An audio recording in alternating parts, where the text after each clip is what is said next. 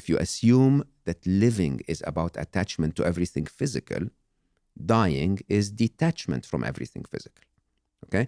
It doesn't mean that you're not fully alive. You become more alive when you tell yourself, yeah, I'm going to record an episode of my podcast every week and reach tens or hundreds of thousands of people, millions in your case, and I'm going to make a difference.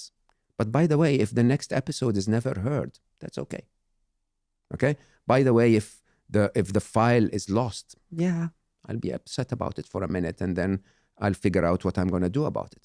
Similarly, we are going to engage. I think I and many others are out there telling the whole world openly, this needs to stop.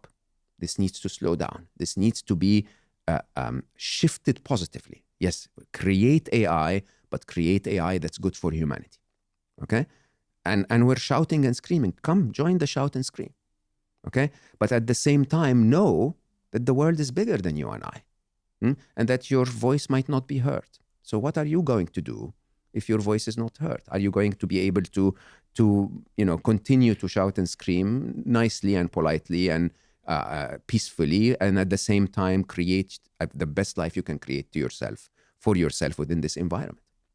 And that's exactly what I'm saying. I'm saying live, go kiss your kids, but make an informed decision if you're expanding your plans in the future. At the same time, rise. Stop sharing stupid shit on the internet about the new squeaky toy. Start sharing the reality of, oh my God, what is happening? This is a disruption that we have never, ever seen anything like. And I've created endless amounts of technologies. It's nothing like this. Every single one of us should do our part. And that's why this conversation is so, I think, important to have today. This is not a podcast where I ever thought I'd be talking about AI. I'm going to be honest with you. Last time you came here, it was in the sort of promotional tour of your book, Scary Smart. And I don't know if I've told you this before, but my researchers, they said, okay, this guy's coming called Mo Gawdat. I'd heard about you so many times from guests, in fact, that were saying, oh, you need to get Mo Gawdat on the podcast, etc. And then they said, okay, he's written this book about this thing called artificial intelligence. And I was like, ugh. But nobody really cares about artificial intelligence. Timing, right? Stephen. I know, right? But then I saw this other book you had called Happiness Equation, and I was like, oh, everyone cares about happiness. So I'll just ask him about happiness. And then maybe at the end, I'll ask him a couple of questions about AI. But I remember saying to my researcher, I said, oh, please don't do the research about artificial intelligence. Do it about happiness, because everyone cares about that. Now, things have changed. Now, a lot of people care about artificial intelligence, and rightly so.